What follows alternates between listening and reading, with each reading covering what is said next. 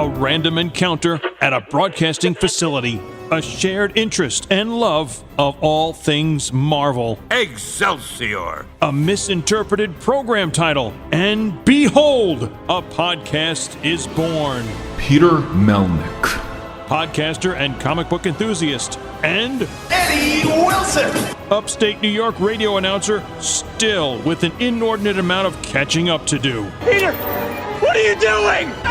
Here we go with a new episode of The Marvelists.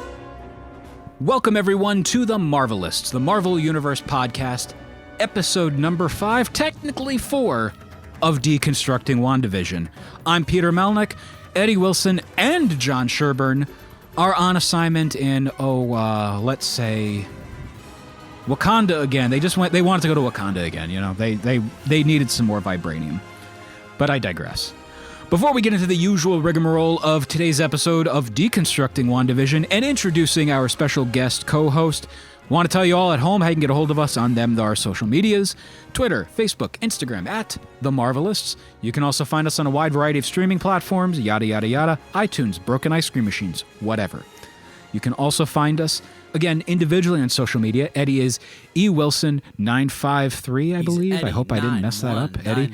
But that is on Instagram. And John, if anything, just cut yourself in yelling at me and saying, hey dumbass, you got it wrong. Because, well, I was a dumbass who got it wrong. But you can also find me on social media at Peter Melnick on all social media platforms except TikTok, which is at Peter Melnick, but better. And because that other Peter Melnick took my name, and I'm still kind of hot about that, but I wanted to one-up him in my social media name, so I insulted him. Oh, well. But anyway, we are joined on the other end of the tin cannon string, technically, although John's audio editing voodoo makes it seem like he's right here because the guest co-host today is recording on his end. This is my long palaver today. God, I had a cup of coffee and a lot of caffeine in me today, so we are joined with one half of the SNL Nerds podcast, John Trumbull. John, good evening, as this is recording on a Saturday, about 2.5 hours before your time to watch the show in New York City called Saturday Night Live. Hello. That is correct, yes. I'll be recording and making notes on SNL as it airs. And if it's anything like lately, I may be falling asleep before the end of the show, depending on how tired I am, and then have to watch the rest Sunday morning before we record the SNL Nerds. Well, isn't it great for TiVos and stuff like that? Yes, it is good. Yeah, that comes in really handy. And John, even before we get into the main episode, how can people listen to that show? And also, how can people find you on social media? Well, you can find me on social media. I'm on Twitter at Trumbull Comic. That's TRUMBULL and the word comic.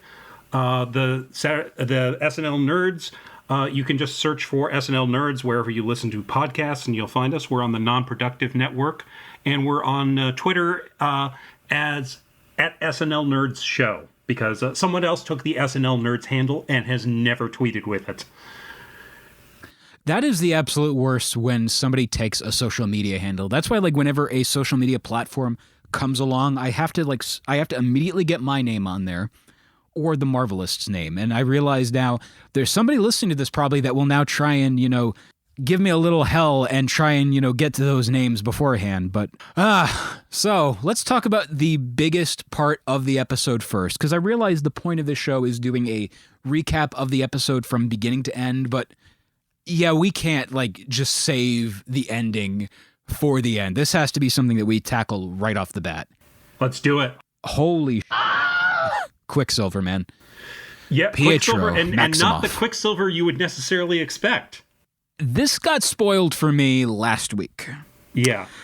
And if I don't know if you had seen, there was footage on the internet that was immediately taken down by Disney snipers because this is actually something, again, this character, this portrayal by Evan Peters has been kind of known also through Twitter, where the voice actor in Brazil, I believe, tweeted saying, back in the day when there was the movies with Fox, I was his voiceover actor for the Brazilian dub. I get to do it again. And again, Disney snipers, they came in and immediately took that down. Like that was up for about, I think, 10 minutes and then taken down like that. But that was long enough for somebody to screen cap it and share it around, I guess. And there were many screen caps, man. There were many screen caps. And with that, the other way it got spoiled partially for me was last week there was footage from episodes 5 and 6. So I've seen part of episode 5 before it drops, and I've also, if you're into collecting pop figures, there is a 2-pack of Billy and Tommy, and it incorporates Quicksilver in some way, shape, or form that I will not say. But a lot of merchandise, like this is why Disney was very careful with The Mandalorian, where they realized they shot themselves in the foot by not having any Baby Yoda or Grogu merchandise available that holiday season. So they're taking their time. That's why when the only merchandise for WandaVision right now are the Funko Pops, and they're 50s Wanda and Vision, 70s Wanda and Vision, and the Halloween costume ones. That's it. I'm looking There's forward no to other seeing the characters. Halloween costumes on the show. That's going to be fun, I think. I love the fact that they're bringing these characters into that look, because I like when they're poking fun at the source material, but also still paying respect to it in a way.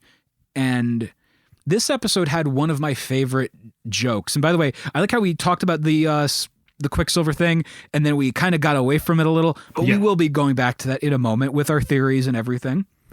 But talking about referencing the continuity, or not the continuity, but the characters themselves in the original material, they acknowledged that in the movies and the show so far, Wanda Maximoff has never, ever, ever been referred to as Scarlet Witch. Yeah, that took me aback a little bit. I was like, oh, no aliases? Really? None of them? You can't think of one? And I love how they referred to, in a tongue-in-cheek way, that Scarlet Witch is a wacky nickname. Yeah. And just, I'm very interested in seeing how will she become the Scarlet Witch, because that is what she's known as. She's not, in this universe, she's known as Wanda Maximoff, but could she be Scarlet Witch? We don't know. I mean, I think first of all, I think it's weird that she hasn't had a code name of any kind up until now. And it's always weird. It's like, at a certain point in the X-Men continuity, they just gave up on giving Jean Grey any kind of code name. And like in the X-Men cartoon, they had the intro, it's, Cyclops, Wolverine, Jubilee, Jean Grey. And it was just like this weird combo breaker in there. And it always just was the weirdest thing. I mean, I get if you don't want to use the Marvel Girl name or something like that, but usually, like, when they shift from having a code name to having just their real name, it's a sign that their continuity's gotten really, really screwed up, like Donna Troy, And it's just so bizarre that this entire time they've never called her that. And, like, it is really good that they are that self-aware of that, where, we haven't called her this entire time. Mm-hmm. And I'm interested, as a figure collector with the Marvel Legends, they've made figures of all of these characters, as far as I can tell, for the most part. They've never made a Quicksilver figure, though, but I believe they have made Wanda. Mm-hmm. And I'm interested, was she listed on the package as Wanda Maximoff? I don't know. I've noticed that, like, the more modern superhero movies or comic book movies that they've made, they seem kind of self-conscious about using the code names too much. Like, even the Batman movies, they don't say Batman too often. And like he's Bat of Gotham, or he's the Dark Knight. Right. Or they just call him the Bat, or even in the Captain America movies, they call him Rogers far more than they ever call him Captain America.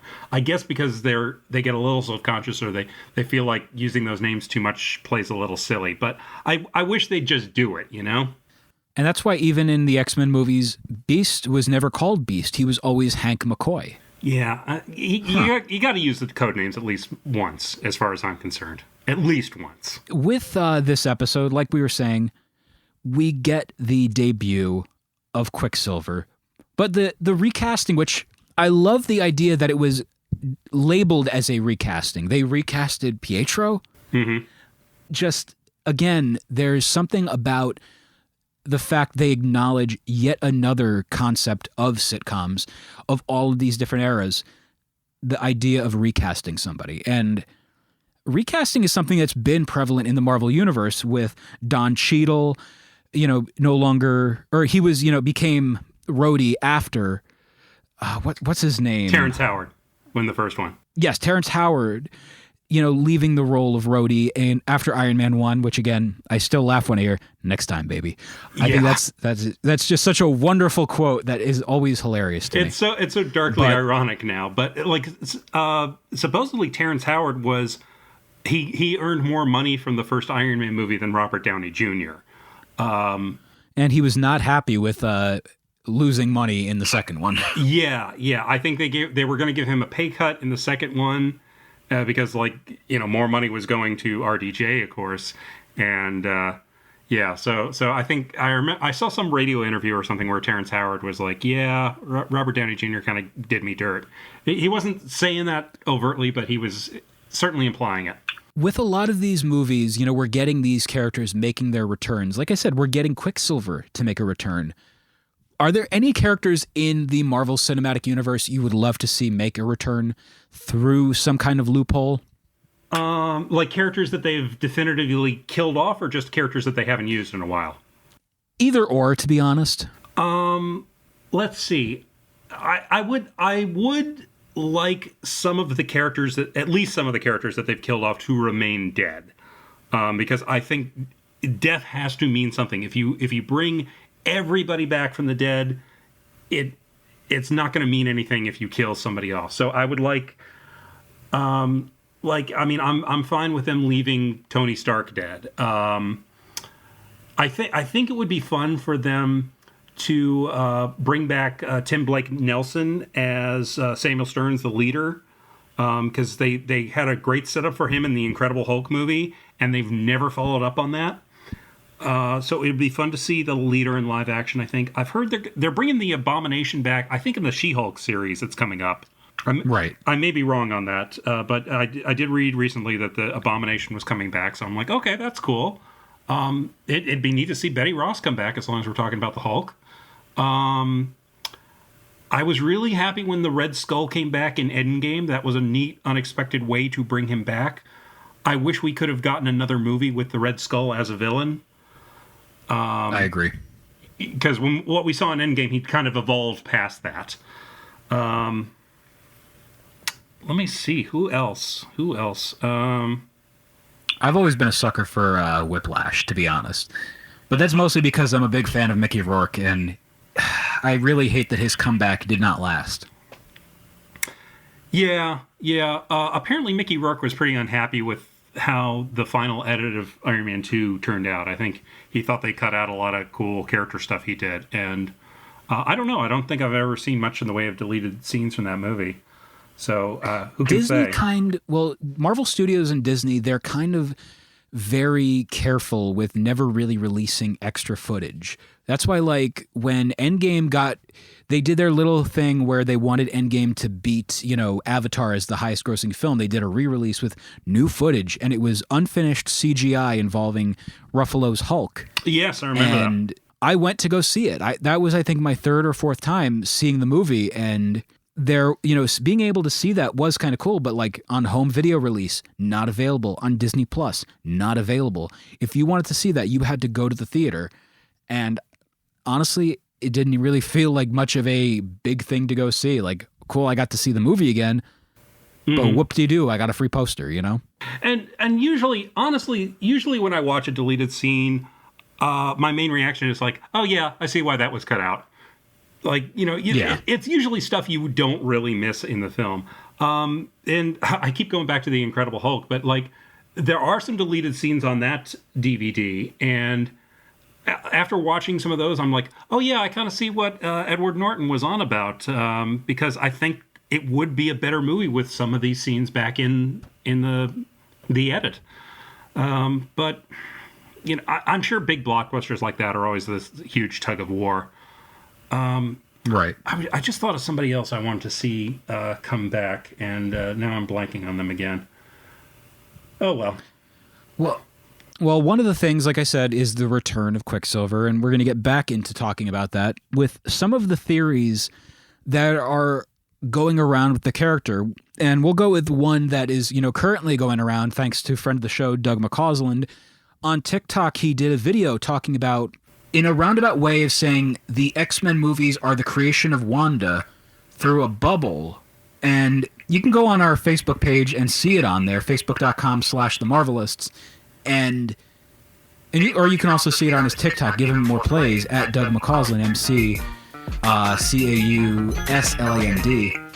But there's just something about that theory that it is very much a mind-blowing theory that got me thinking.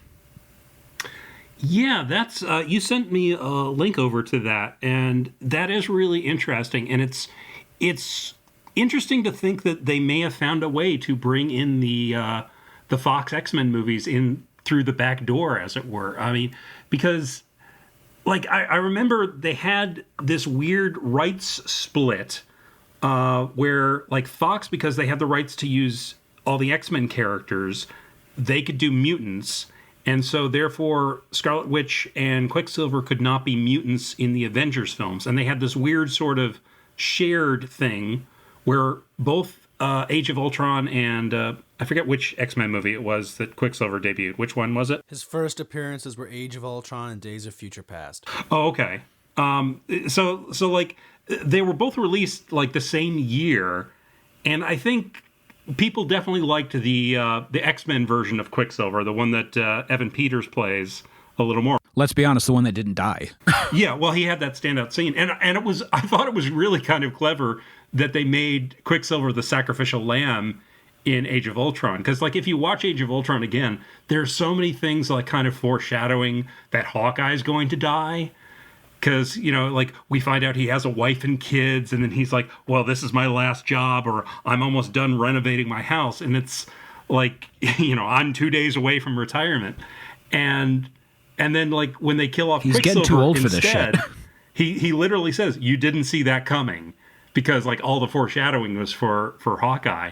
So I thought that was kind of clever. And also, he was kind of a disposable character in the grand scheme of things. Because they didn't necessarily need a speedster in the group, and he wasn't as useful to the Avengers as he was to the X-Men in that one movie.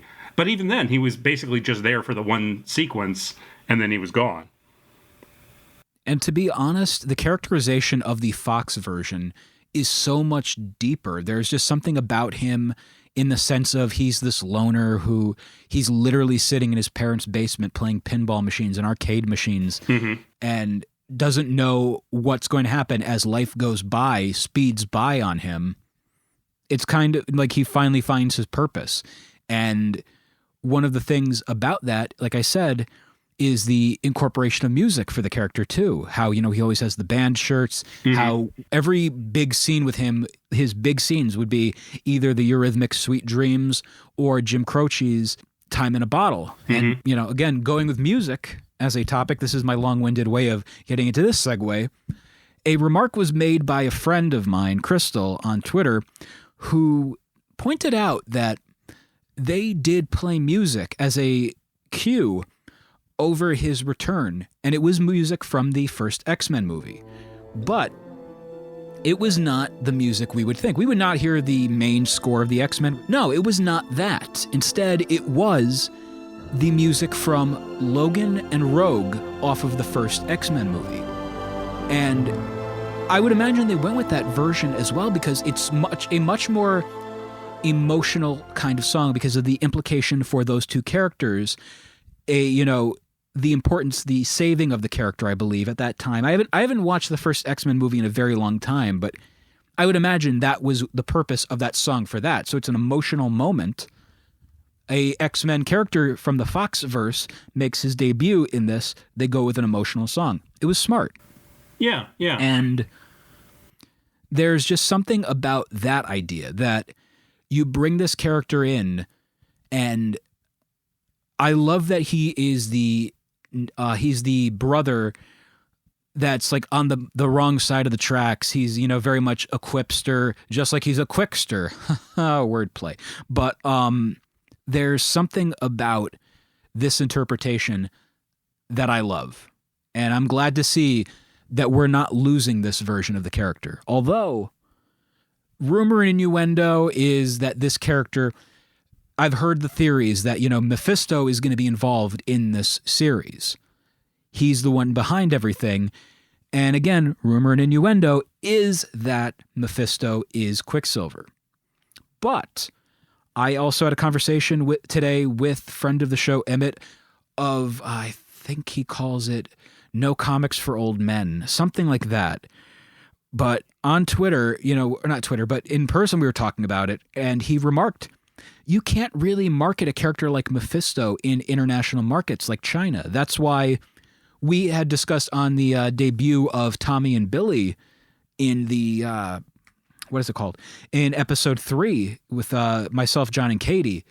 Katie brought up that it's really hard to be able to market pro-LGBT material in a place like China because they edit that out immediately. So we think, for example, because of the character of Wiccan being an LGBTQ character, you're not going to be able to do that in a movie. So you're going to have to do like a Disney Plus kind of thing. So we don't know what's going to happen, but the idea of Quicksilver being Mephisto, that might be a very real possibility.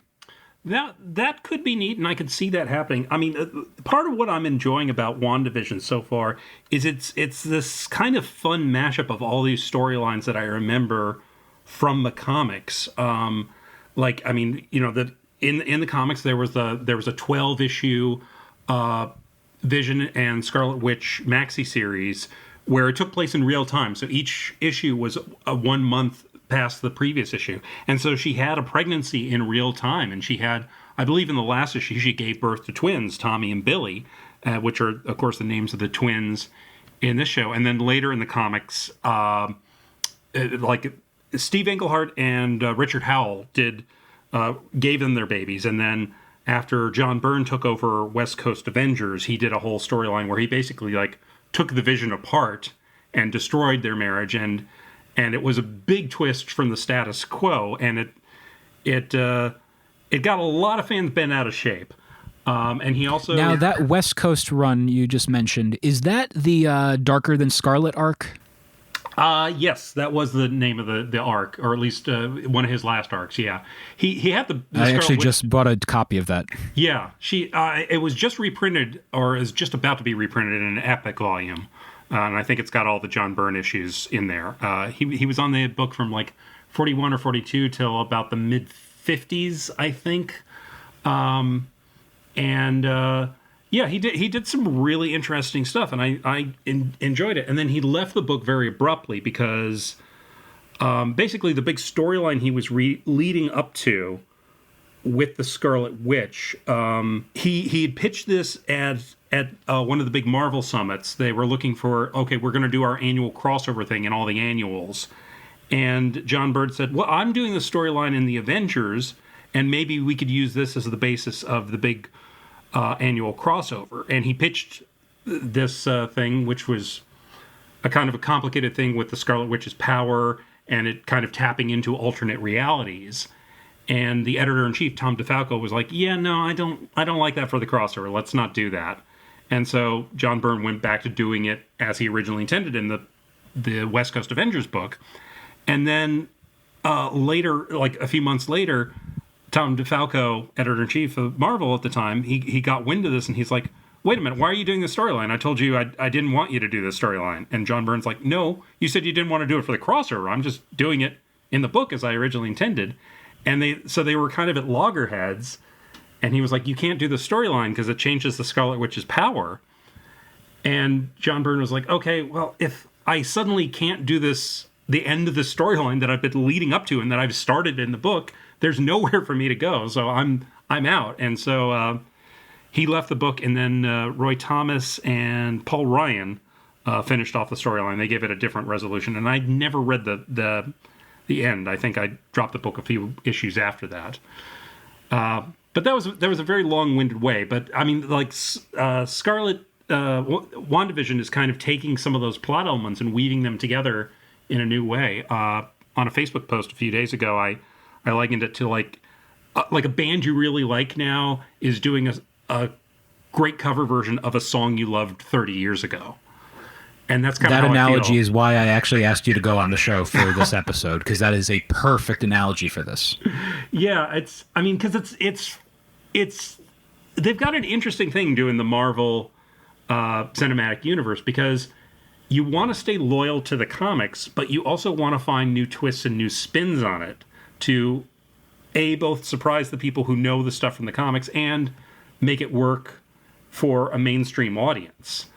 Because if all you're doing is just doing the comics literal or verbatim, it's not going to have any surprises to it, and you want to.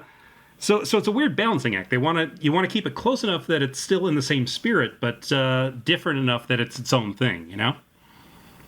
This is why when, going over to the distinguished competition, when they did the adaptation of The Killing Joke with, Alan Moore's iconic story, and everyone was bent out of shape because they mixed things up, that's going to happen. You have to, change things up just a little bit from what the source material is. And they've learned from that sense of DC, they shouldn't go after the quote unquote sacred cows with their stuff, because there will be repercussions from fans where, that was not a very good animated film. Oh, geez, I haven't watched that in a few years. I did buy a copy of it after it had been out for a while. I think the main reason they inserted the extra scenes was just because if they just did the graphic novel by itself, it just would have been way too short. It would have been like 30, 40 minutes or something. So they added a kind of a prologue with Batman and Batgirl, and it did not go over well, because I feel like I think the big criticism of it was it seemed to take away a lot of Batgirl's agency. Yeah, and just make her like she's this big Batman fangirl who's crushing on him. Let's drift away from that topic, because that's more of a topic for the Deceased's alternate universe podcast with Patricio and Joe. That's the one that the other Peter Melnick is doing.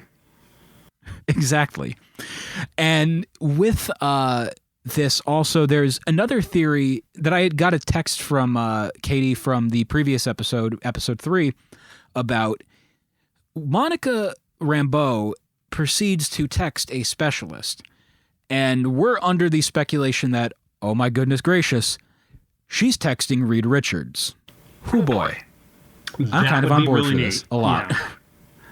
I mean, it's going to be really neat to see how they incorporate all the material, all the properties that they just got from Fox. Well, they probably got them a couple of years ago at this point, but now we're seeing how they're starting to weave that in. And I know there was some reference to like a group of astronauts too when they came back from the snap. Yeah, and that could be a setup for the Fantastic Four. And I mean, the Quicksilver thing is really interesting, because if they're introducing this as like another multiverse in the Marvel multiverse, that's really neat, because it lets them incorporate anything they want from the X-Men movies from Fox, but it also gives them license to change anything they might like. So, yeah.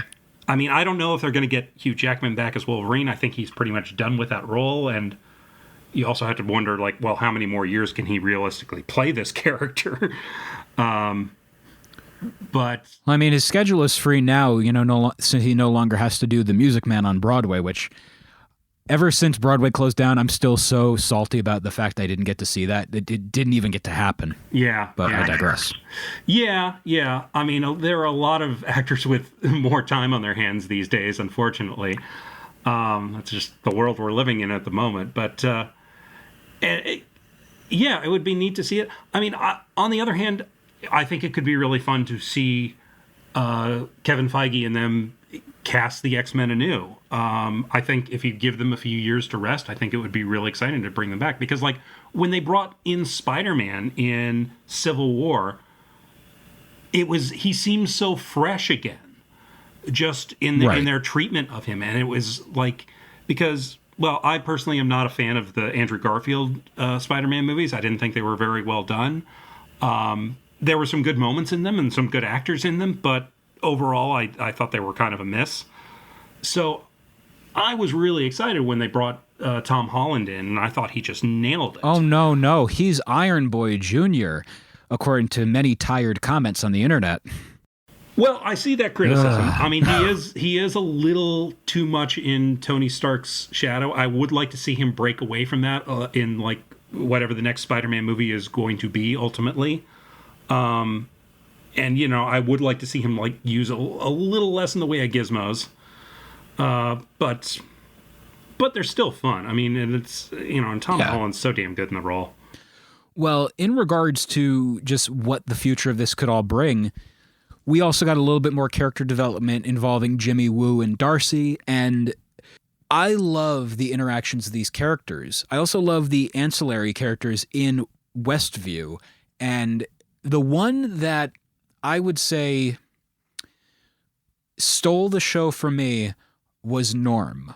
When they're, you know, sitting talking about the computers and like, oh my God, you can do this as an electronic email. Hey, let me get my letter opener.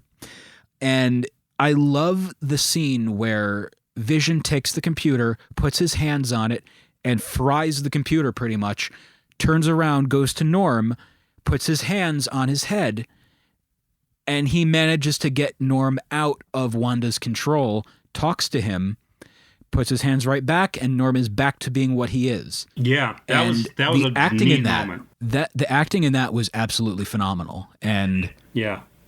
It's so damn uncomfortable when you realize what all of this is. And the other thing of, you know, an uncomfortable moment is in the very beginning of the episode, Agnes shows up and breaks character for a split second, low voice, no character accent or, you know, inflection, and goes, "Can I do that take again?"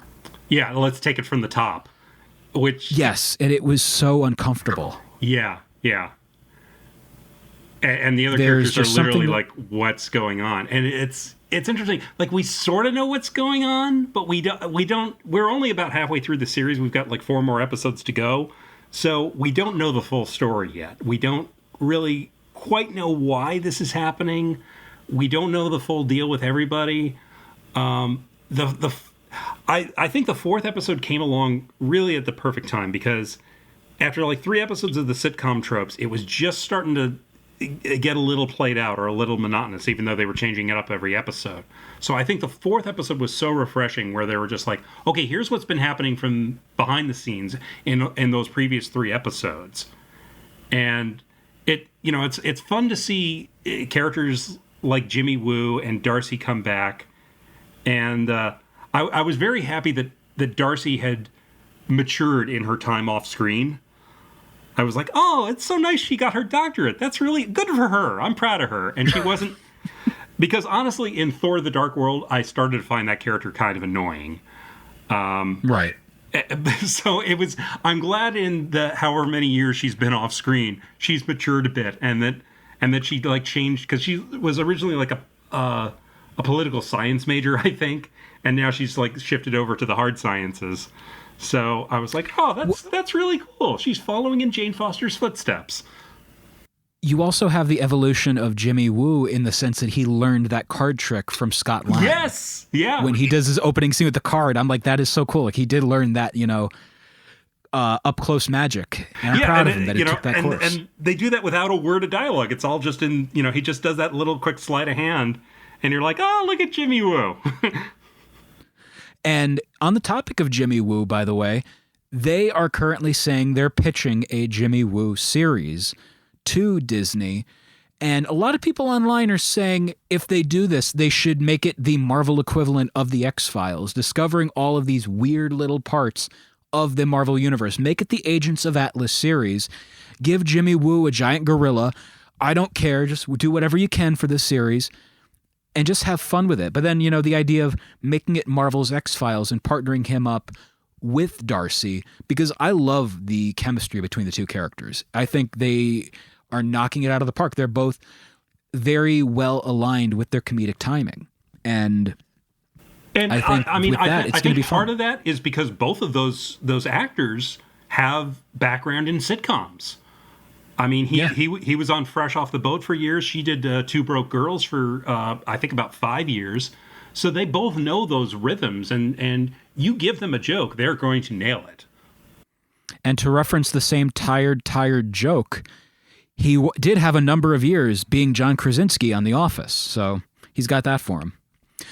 But the whole issue of the, what is this going to be with the next episode? They already have previews of episode 6. And as far as I can tell, episode 6 takes place in the 2000s, because you see in that preview Wanda doing a mockumentary style interview a la The Office. And that means we skipped the 90s, except we kind of didn't, because I was talking to Doug Garnham of Haven for Heroes today, and when we're in there, we were discussing it was half 80s, half 90s for this episode. And I can absolutely see that, because when you have that opening video, the title card of the WandaVision theme song. Yeah. And by the way, Baby Vision is now currently being a meme on par with Baby Groot and Grogu. So I've seen that picture already quite a few times in all 3 Marvel shitposting groups I'm in. So, especially in multiverse of shitposting. So we'll see what. I enjoyed the opening credits because, like, the painting, the portrait of the family, that's right out of the opening credits of Family Ties. Like the main one that I think that show is remembered for that show. They had a few different openings on that, but I'm like a child of the 80s, so like I remember the opening of Family Ties very, very well.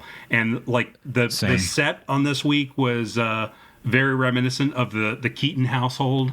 I like how each week the sets are sort of reminiscent. Like in the 70s episode, the house looked kind of Brady Bunch-esque. It was like a mirror image. When we were in the early 60s, it was very much Rob and Laura Petrie from the Dick Van Dyke Show. They're doing a great job with the set design and the costumes and all that. I felt like in the early episode, I was like, they're doing this as a straight sitcom. I wish it was like a little funnier as a sitcom. But that's probably a bit of an unfair comparison, because like, if you're emulating the Dick Van Dyke Show, that's one of the all-time best sitcoms. And fun fact, by the way, about the Dick Van Dyke thing, that episode, people learned that week you cannot say Dick Van Dyke on Facebook because everyone got their account zucked. Really? Yeah, you can't say Dick Van Dyke on Facebook. So I have not noticed that, but I guess those two words in conjunction with each other, and the spellings too.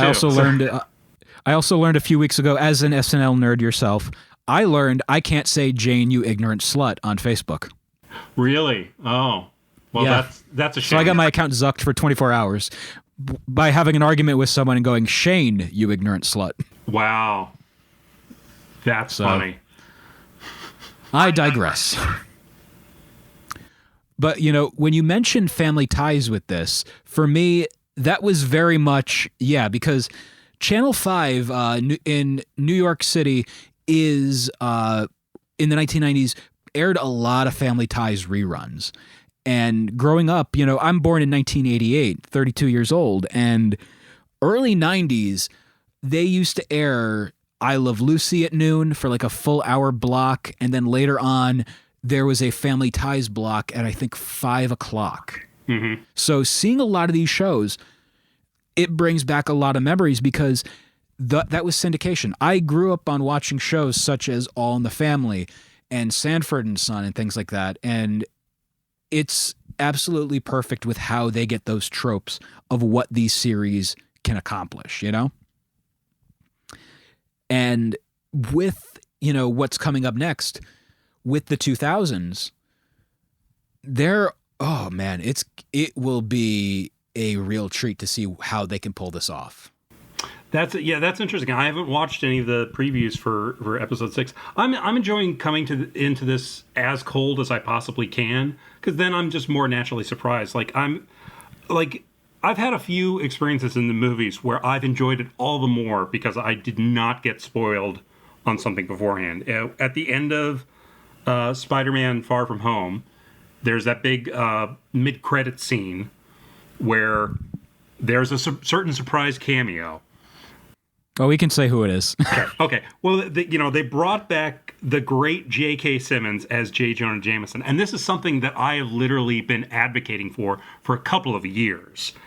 And I had no idea he was going to be in the film, but I had written like a column for a website that I've written for the Atomic Junk Shop, where I did 5 suggestions for the Marvel Cinematic Universe going forward, and one of them was bring back J.K. Simmons because he's like game for returning as the character. You haven't used anybody else for like 4 Spider-Man movies. He's obviously, you're not going to do better than him. And he made the character himself. Yeah. And he came on that screen. I lost my shit in the theater. I am not a person who's like real vocal when I'm watching a movie outside of just like laughing or maybe occasionally applauding. When he came up on the screen, I was like, yes, yeah. I lost all control of myself for about 30 seconds. So much so that when I came out of the movie with my friends, one of my friends turned to me and was like, so John, what was your favorite part? See, that was me seeing the first Guardians of the Galaxy and waiting for the end credit scene and Howard the Duck shows up. Because I openly double-fisted into the air, yes! Yeah. Because, again, that's such an underappreciated, underutilized character, which, yeah, there's that 1980s movie, which isn't very good. No. Except it's still better than many other things. That's actually the first Marvel movie, by the way. It most certainly is, and it definitely shows. One of the most infamous flops in Hollywood history. But there's just something about that character that, I want to see more of, and I hope they do something with that character, because they've got to. At this point, they've got to do something with him. Yeah. But, again, that's a podcast for another day. We'll save it for a duck day. I don't even know where I'm going with that joke, but, again, I digress. But with that, we also got to see in this episode Wanda going back to her Sokovian accent in a scene which, honest to God, reminded me of a parent going up to you after you threw your Frisbee into their yard accidentally. And, when she walks up to all of the sword agents and says, this is your last warning. Don't go into my home ever again. Right. And I love that. It's like, it was literally like the equivalent of an angry parent or an angry neighbor that, did not want your junk in their yard.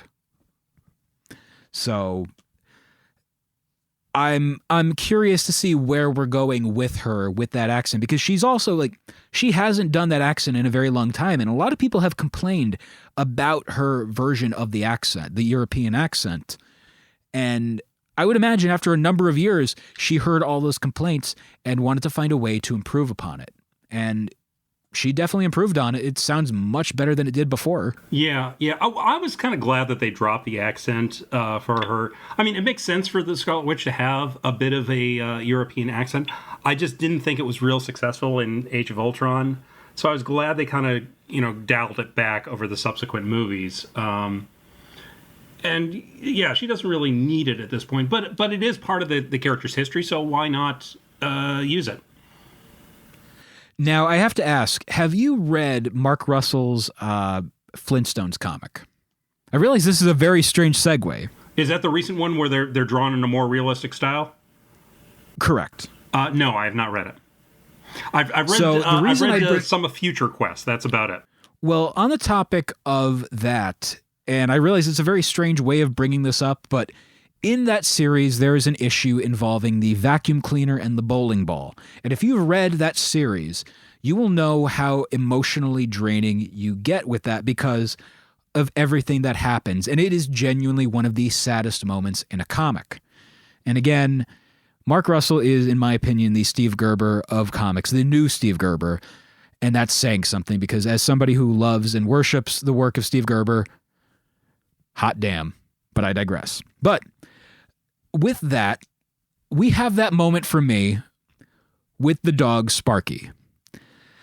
And seeing Sparky the dog wrapped up dead was one of the most heart-crushing, soul-crushing, just sad things I've seen in a Marvel movie, or even show or anything. And yeah, I think it's really funny seeing the relationship between Billy and Tommy in there, where they have that point of them growing up. They want to grow up in that moment when Sparky is gone. And it's also that's crushing too, because you don't want to see these characters rush that aging process and grow up because of a crazy random happenstance such as that, you know? And the weird, like, episode 4 reminded us that this is happening over the course of like less than a week at this point. Like, yeah. over the course of like 2 or 3 days, she was like shifting through decades. And then like the day after the kids were born, they aged themselves up to 5. And then at the end of this episode, the Vision is like, well, you know, it's not often that you get a dog and then you lose the dog in the same day. Yeah. So yeah, it's they're doing some really interesting stuff, and it's kind of refreshing in a weird way that, like, to see a show or a movie that actually has the guts to kill off a cute pet, because so often you see like action movies or something.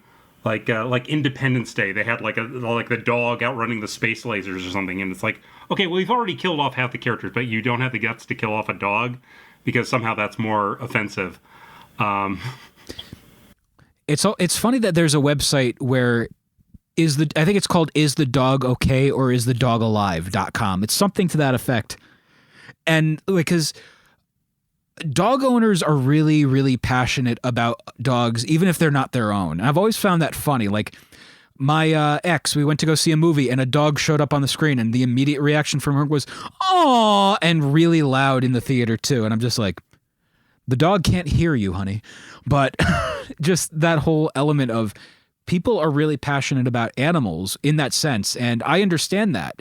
And, you know, I can if something happens to a cat in a movie, I will be heartbroken beyond belief, more so because I'm more of a cat person. But, you know, that whole element of seeing that, it's so interesting, you know? Don't know why I said interesting in that tone, or that inflection, but whatever. But I digress.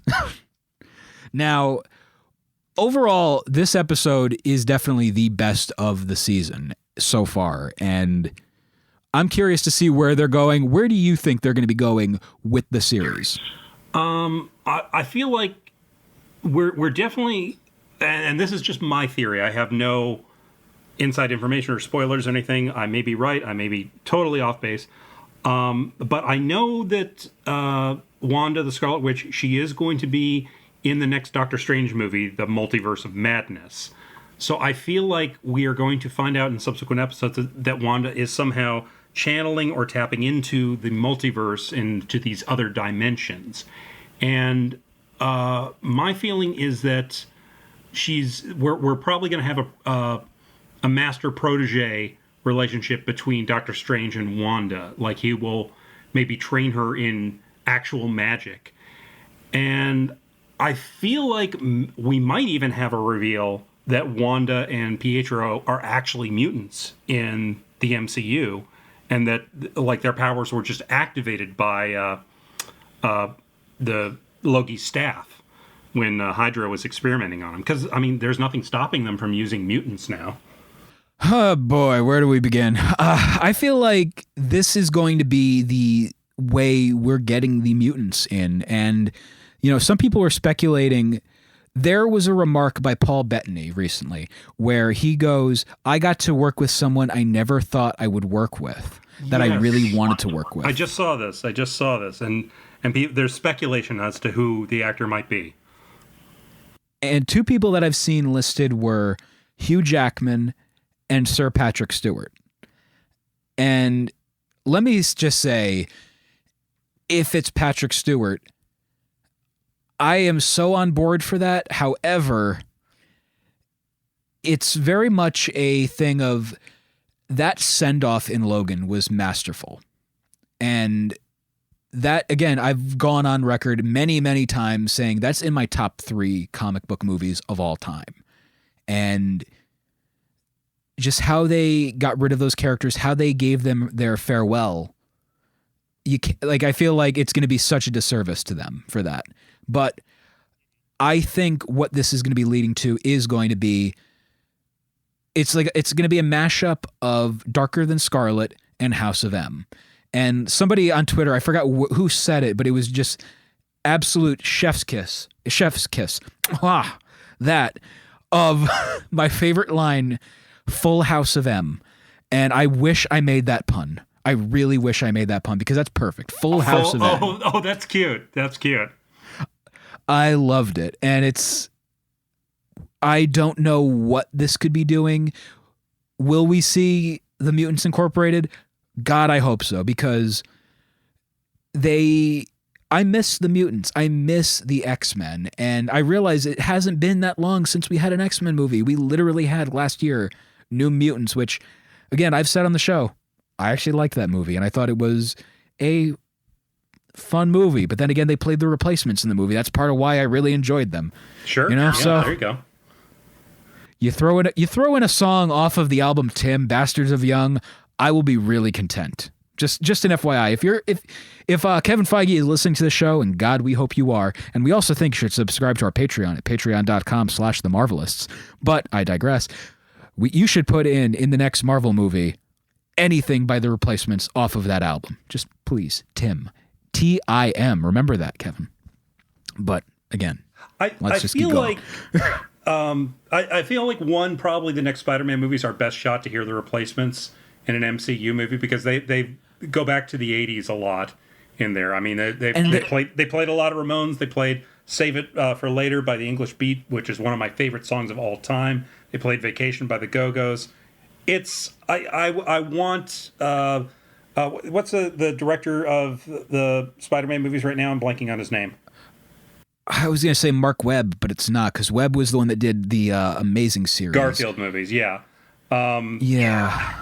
I'm totally blanking on his name, but I want him to make me a mixtape. He's got a very hip taste in music. Him and James Gunn. Yes, yeah.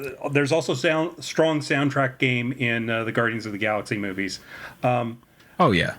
Bringing the mutants into the MCU, I feel like that's something they could do fairly easily. I mean, you could just say they've been here the whole time. They've just been hiding out and operating in secret. And really, that's all you need, because they're feared and persecuted for just how they were born. So I don't feel like you need a big explanation for why there are quote unquote suddenly mutants in the MCU. Just pretend like they've always been there, just operating under the radar.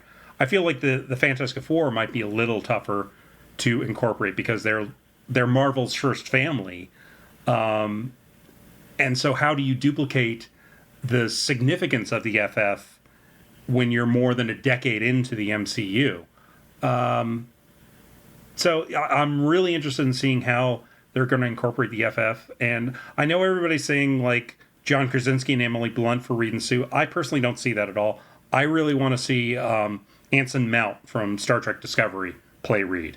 And yes, he played Black Bolt already, but nobody liked that Inhuman show. And we've had actors come back in different roles before, so it's fine. Anson Mount for Reed. I'm fine with Krasinski as Reed Richards, but to be completely honest, Krasinski as Reed Richards and Emily Blunt as Sue Storm has become the new Nathan Fillion as anything and Idris Elba as anything in terms of casting. Yes. And it's very tiring. And yeah, just surprise us, because 9 times out of 10, the ones they pick are pretty damn solid, and they end up becoming synonymous with the character, you know? The casting on the MCU has been just pretty impeccable so far. Even the people I wasn't thrilled about at first have really grown on me, and I'm just like, yeah, now I can't picture anyone else, really. And I mean, just from Robert Downey Jr. on, they've done a brilliant job of casting, and I think it's so amazing that they've cast all these roles so well, and all the actors seem to get along so well. They sincerely seem to like each other, and you don't hear any reports of the stars clashing or getting into arguments, like on, say, the Fast and Furious movies, where like The Rock was arguing with Vin Diesel or whatever. You never hear any of that. Ironically, the Fast and the Furious movies are about family. Yeah. They are about family and drinking Coronas, I think. And I think there's some car stuff in there once in a while. I have not seen any of the Fast and Furious movies, so. But I digress. So that's all I'm gonna. That's all I'm gonna think of now with the Fast and the Furious movies. If I ever decide to actually watch them, I wonder how many Coronas will be in this movie and TV DVD player combos. Yes, because that was apparently a plot point in the first movie. In the first one, apparently it was about stealing DVD players and illegal street racing. And okay, neither one of us has ever seen any of the Fast and Furious movies. We should start a podcast where we just watch all the Fast and Furious movies. I would do that. Yeah. Let's get this idea off the ground. Just drinking Coronas while we're watching the Fast and Furious movies, and just watch them. That's the only way you can do it. Insane. And we have to record them in the family room. Yes, because that's what it's about. It's about family. That's what family does. Yeah, they watch the Fast and Furious movies in the family room. And we could have Hobbs and Shaw as our Patreon bonus. There you go, because it's a spinoff. Yeah, exactly. But John, it's been an absolute pleasure having you on this episode today. Thank you very much for having me. I had a lot of fun.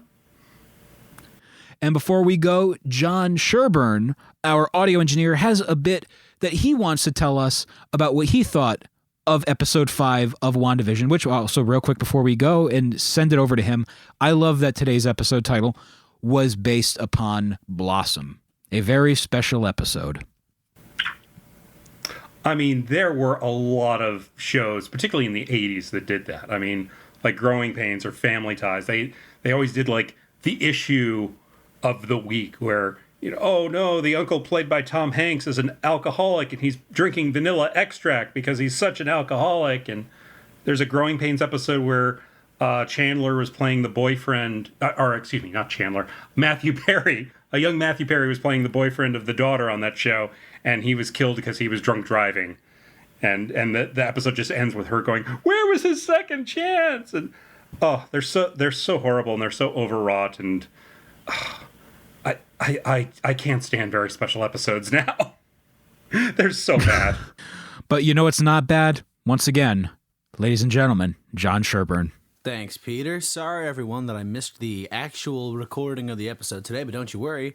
I'm coming in just a bit later to give my 2 cents. And, Peter, you and John went through most of the stuff that I would have said, so I don't have a bunch to add, but I'll give my takes on a couple of the concepts from the episode. Obviously, to start, I'm excited for Evan Peters. I wasn't really surprised. He's been in the Top Build cast since before the show came out, so I knew in some capacity he was going to be involved in the show. You can only assume it was going to be as Quicksilver. It was more a matter of when than if. And I think they did it at the right time. I think that, like John had said at one point in the episode, this is right around the middle, I guess, of the show in terms of episodes, but also just in terms of plot arc, where you sort of have to start getting into the meat and potatoes of the show. We had a lot of setup, and I just think from here on out you're going to see much more plot. You're going to see much more concepts of like good and evil and things falling apart and what's going to end up happening, as opposed to as much of the kishy kind of dialogue and cutesy stuff. And so I was happy for the first half of the show and how it's been, but I don't see it getting any less serious from here on out. And so I think that's a great time to introduce someone like Quicksilver into the mix, and he's going to give us a bunch of questions, and his existence is going to serve as an enigma, I think, for the rest of the show. I like Evan Peters, obviously. A lot of people do. He's extremely charismatic, and he fits the role really well. One thing I'm nervous about is I don't like speedsters as a general rule. I think that they can be really OP. They have the ability to kind of diffuse so many of the situations that otherwise pose a problem. Imagine if during the Battle of Wakanda, you had Quicksilver with a sword or something. I mean, I guess because, a gun would maybe be not effective. But if you give him, some sort of sword that he can take with him, that, before you say anything about that not making sense, in like the X-Men movies, at least, he's running with clothes on and stuff. So you know that objects can move with him. Maybe not shooting a gun, but objects can. So you give him a sword, send him out on that line. He just runs across, stabbing anyone that comes in his way. They don't even know what's happened to them. And so there's a lot of ability for world breaking. And so you see most of the time just speedsters getting nerfed. You see them having, for some reason, their powers don't work, or the bad guys have developed some sort of way that they can't utilize them as what they wanted to, stuff of that nature. And I don't know. So a lot of times they kind of feel like lame ducks, where it's, either they can't fight, or if they can fight, it should be a quick fight. And so I think that's why he got killed off in Age of Ultron. And you saw, you know, Scarlet Witch kind of be a shimmer of what she usually is in the comics. Because with Marvel and DC, you see so often, in my opinion, you know, huge cosmic fights. It always kind of ends up being something huge, because they're really powerful superheroes, so regular stuff's not as appealing. But to a movie audience, the regular stuff is important. And so I think we're going to see a lot of like the lower level superheroes at this phase, of the young ones that don't really know what they're doing as much, fighting in smaller stages. And so I'm curious how they're going to utilize Quicksilver. I don't see him having a long lifespan in the MCU. I don't think he will. Maybe, but I could see him being killed off again. Because, again, unless he's a lot slower, or they add some sort of, you know, nerf where he only can do it for short periods of time, I just see it being too much of a cop-out for them to want to keep him around. Maybe I'm wrong. We'll see. Same thing goes with the Wanda now that she's so powerful. I don't really know how they're going to maintain her, and I could see her not being around for much longer. I could see Vision being around for a while, and his memories of Wanda are these ones as opposed to the before times, which gives him, maybe he's sad about that, and maybe he refuses to fight, or I could see him becoming sort of a mentor figure for the younger Avengers, or something like that. So I'm kind of trying to think of how that works. Getting into other things aside from some of these characters, they mentioned like radiation in Westview, and I think when Wanda does that like snap to make the bubble turn red, I feel like that'll maybe put that radiation in a hyperdrive. And next episode, you see, you know, Reed Richards maybe coming in and them saying, "We don't know what to do. It's the radiation spiked, and maybe these people become mutants." And maybe they're sent to a school in Westchester to try to figure out how to use their new powers they've never had, sort of a reverse House of M. But, you know, I'm curious about the Reed Richards angle. I think it's pretty much not confirmed, but I'm pretty positive it's going to be Reed Richards. I hope it's not John Krasinski. He's one of those, I don't know. I feel like for Reed Richards, you need to have an older person who's poised. Imagine he's going to be the smartest person in the Marvel Cinematic Universe, I believe, most intelligent in a human way, at least. And so, given that, we need someone that, in my opinion, is one of those like intellectually domineering people. And maybe John Krasinski could turn that on, but I don't know. I really don't know if he could pull it off in a way that doesn't make him seem like a hapless guy. Maybe he's young. Maybe they make him young in this, as opposed to someone that's older. I'm trying to think of ways they could do it. What I think is going to happen is you're going to see that there's this team based out of Sword, who's, you know, Sword's extra-planetary stuff. I think you're going to see maybe Reed Richards show up as Reed Richards. Maybe in Skrull Invasion or something, you see Sword sends out a team, and when they're out in space, something happens and they get superpowers. I don't think they're going to have an origin movie in terms of how they got their powers. I think at most it's going to be in Secret Invasion or whatever, or Skrull Invasion, whatever. I think it's Secret Invasion is the title. You might see a post-credit scene in the movie that's them getting their powers, but I think it's going to start with them as young heroes for Sword before they decide to go public and just be superheroes or something, because I just can't see them doing another origin story. I feel like it would be a waste. So we'll see how that goes. But I do think we're going to see Reed Richards next week, and I'm trying to think of other opinions I have. You know, I like the way this show is moving in terms of, like, you know, Vision's becoming aware of what's happening, and it's kind of weird to me. He's almost like the hero, going to be the hero at this point, and Wanda's like the villain, which will be interesting to watch. Parents get divorced. Oh no. So we'll see how that goes and how Quicksilver factors in. Is he going to live with them? Like, how is this going to work? So that's something I'm curious about. And I guess another thing that I've been thinking about is, you know, I talked to somebody about this. I think it might have been Peter, but, you know, Quicksilver doesn't recognize Vision. And I believe in Age of Ultron he does know him. So I think this is truly the Fox. Like, it's not even just like recast. It's truly the Fox universe person, I think. And so I'm curious to see how they do that, how they bring in other characters, given that maybe these are like, literally not Marvel characters. These are the Fox actual characters, how they do that. But I just thought that was an interesting thought. And yeah, so we'll kind of see how things go forward. This is, again, the middle of the show here. I don't have a lot of theories or ideas because the way it usually goes is beginning of a show, they're starting to paint a picture, so you get to like look at what they're doing, what the tapestry is starting to look like, and say, oh, that could be that, oh, that could be that.